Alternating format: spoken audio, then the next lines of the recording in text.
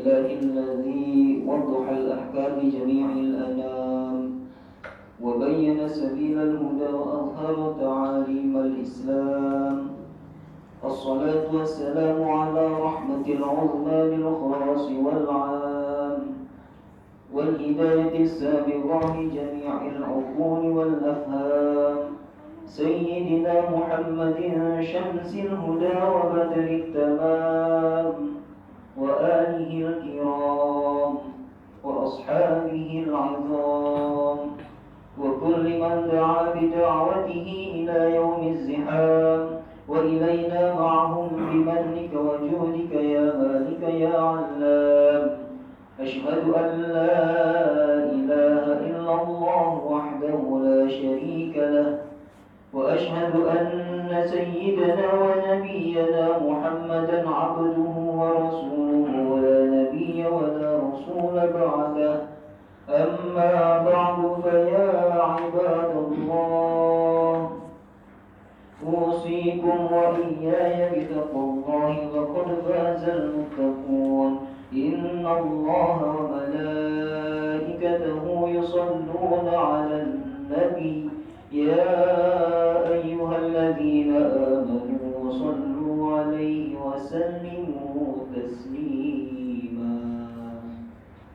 Hadirin jemaah salat Jumat yang dimuliakan Allah, mengawali khutbah pada kesempatan siang hari ini, khatib berwasiat kepada pribadi khatib khususnya dan umumnya kepada seluruh jamaah yang hadir di masjid ini untuk senantiasa mari kita tingkatkan kualitas keimanan kita dan ketakwaan kita kepada Allah Subhanahu wa taala dengan berusaha sekuat tenaga untuk menjalankan perintah-perintah Allah dan menjauhi segala larangan-larangan Allah.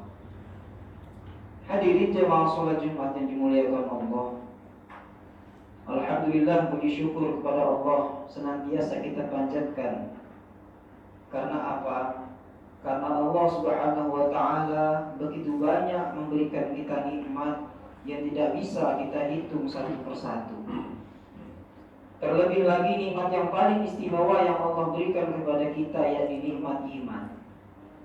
Mungkin banyak saudara kita di luar sana Allah memberikan mereka nikmat kesempatan, Allah memberikan mereka nikmat kesehatan, Allah memberikan kepada mereka nikmat keislaman, tetapi masih banyak mungkin dari mereka yang sudah diberikan nikmat sehat, diberikan nikmat kesempatan, diberikan nikmat Islam, mereka enggan melangkahkan kakinya untuk menuju masjid-masjid Allah, menunaikan ibadah-ibadah sholat yang diwajibkan oleh Allah Subhanahu wa taala.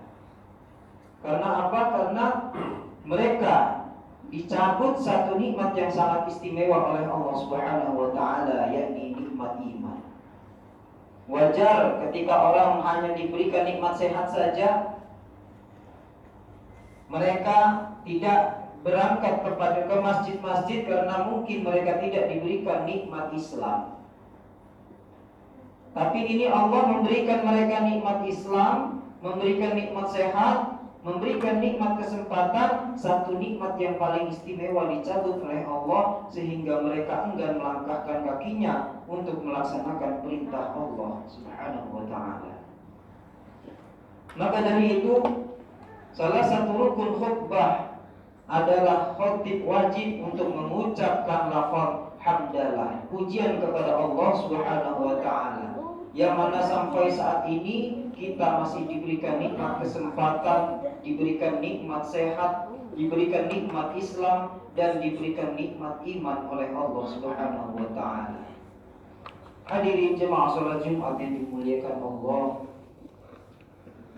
tak terasa kita sudah berada di ujung bulan Rajab, yang insya Allah 9 hari ke depan kita akan memasuki satu bulan yang mendekati bulan suci Ramadan, yakni bulan Sya'ban.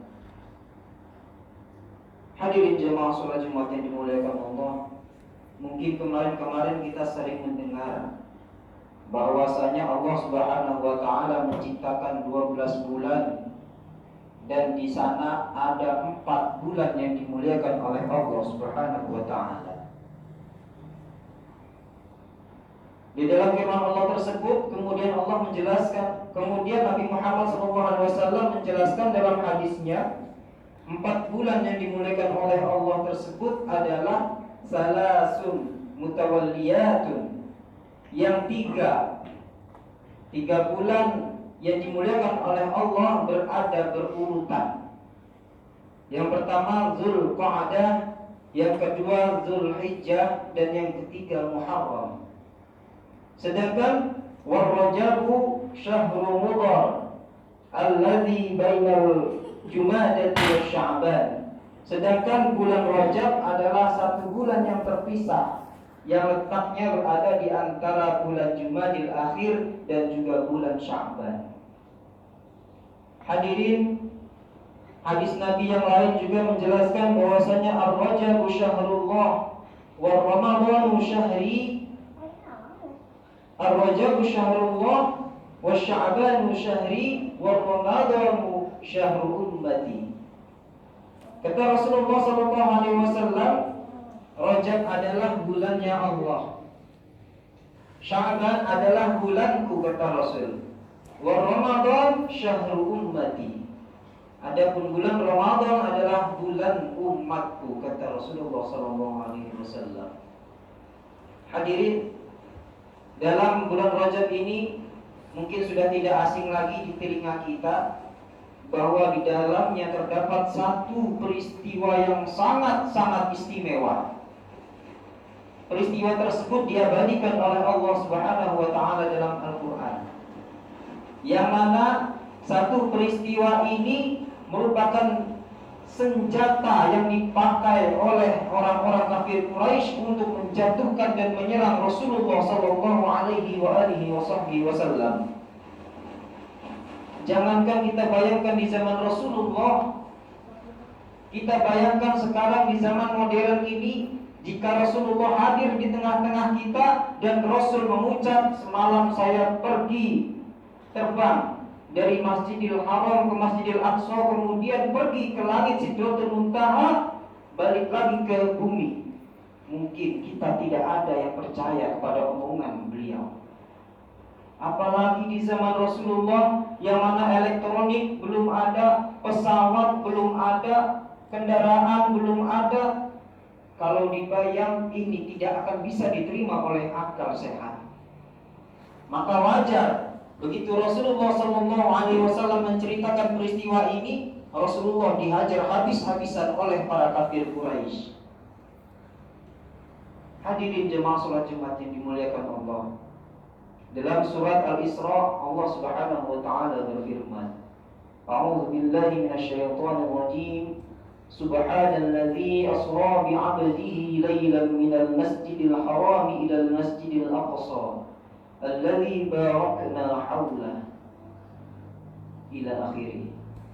Yang artinya, Maha Suci Allah asra bi'abdihi, yang mana Allah telah menjalankan hambanya, laylan minal masjidil haram, di 1 malam dari Masjidil Haram ilal Masjidil Aqsa, sampai ke Masjidil Aqsa. Ini peristiwa yang disebut-sebut dalam agama Islam Isra wal Mi'raj. Isra itu merupakan perjalanan malam hari yang mana Allah Subhanahu wa taala menjalankan hambanya yakni Muhammad SAW dari Masjidil Haram ke Masjidil Aqsa. Kemudian Mi'raj merupakan peristiwa perjalanan baginda Rasulullah SAW dari Masjidil Aqsa ke Sidratul Muntaha. Apa peristiwa yang kita ambil dari peristiwa ini? Pelajaran yang kita ambil dari peristiwa ini adalah diwajibkannya kepada kita sholat 5 waktu. Yang mana awal Rasulullah SAW ketika menghadap langsung Allah, beliau diantar oleh malaikat Jibril. Namun malaikat Jibril tidak mampu mengantar baginda Rasul sampai bertemu Allah Subhanahu wa taala. Rasulullah pergi menghadap Allah sendiri, kemudian bertemu dengan Allah. Di sana ucapan Rasul bukan salam kepada Allah. Karena kalau ucapan Rasulullah salam kepada Allah, salam merupakan doa kepada orang yang diajak berbicara. Di sini yang diajak berbicara adalah yang maha pemberi keselamatan. Maka Rasulullah tidak mengucapkan salam tersebut. Apa yang Rasul ucapkan ketika menghadap Allah? At-tahiyyatul mubarakatus salawatut thayyibatu lillah. Kata Rasulullah, at-tahiyyat, segala puji, seluruh pujian yang ada, mubarakat, segala keberkahan, salawatut thayyibat, segala salawat-salawat yang baik-baik, lillah, hanya milik Engkau ya Allah. Kemudian tahiyat Rasul pun dijawab oleh Allah Subhanahu wa taala. Assalamu alayka ayyuhan nabiyyu wa rahmatullahi wa barakatuh. Keselamatan untukmu wahai Nabi, ayyuhan nabi wa rahmatullahi wa barakatuh, dan juga rahmat dan berkatku hanya untukmu. Di sini Rasulullah SAW masih ingat kepada umatnya. Kemudian Rasulullah merekomendasikan, mengajukan permintaan permohonan kepada Allah, jangan hanya beliau yang mendapatkan itu. Assalamu alayna wa ala ibadillahi shalihin. Rasulullah mengajukan ini, assalamu alayna, jangan hanya untuk saya keselamatan, kata Rasul, tapi juga kepada kita semua. Wa ala ibadillahi shalihin, dan untuk hamba-hambamu, hamba-hamba Allah yang soleh-soleh. Maka dikabulkan oleh Allah Subhanahu wa taala. Bahkan dalam tafsir surat Al-Baqarah, surat Ad-Duha, wad-duha wal-laili idza saja, ma wadda'aka rabbuka wa ma qala, walal akhiratu khairul laka minal ula, wala sawfa yu'tika rabbuka fatarda. Pada ayat ini, wala sawfa yu'tika rabbuka fatarda, dan niscaya nanti Allah akan memberikan kepada engkau Muhammad yang mana pemberian Allah itu membuat engkau ridho. Dan dalam beberapa tafsir ulama menjelaskan Rasulullah akan ridho jika umatnya nanti semua dimasukkan surga oleh Allah Subhanahu wa taala. Hadirin jemaah salat Jumat yang dimuliakan Allah. Maka dari itu kata Allah, supaya hamba-hambamu menjadi, umatmu menjadi hamba-hambaku yang soleh, maka aku berikan tugas kepadamu, yakni sholat sebanyak 50 waktu. Akhirnya singkat cerita, Rasulullah SAW kembali bertemu Nabi Musa, disuruh usul, sampai akhirnya terciptalah sholat wajib 5 waktu dalam sehari semalam. Hadirin, ini peristiwa yang sangat penting. Begitu ingatnya, begitu pedulinya baginda Rasulullah kepada umatnya, sampai Rasulullah memberikan ajuan, mengajukan permintaan kepada Allah untuk menyelamatkan hamba-hambanya yang soleh, umat-umatnya yang soleh. Kata Allah, supaya engkau menjadi orang yang soleh, maka aku wajibkan sholat 5 waktu dalam sehari semalam. Maka dari itu, selagi kita masih diberi nikmat-nikmat oleh Allah tersebut, selagi nyawa kita masih ada, selagi kita masih bisa menghirup nafas, maka sholat masih tetap melekat kewajibannya kepada kita. Beda dengan rukun-rukun Islam yang lain. Rukun Islam yang lain masih ada keringanan, tapi ketika sholat tidak ada lagi keringanan bagi siapapun. Apabila dia masih bisa menghirup udara, maka kewajiban sholat tidak ada kata gugur.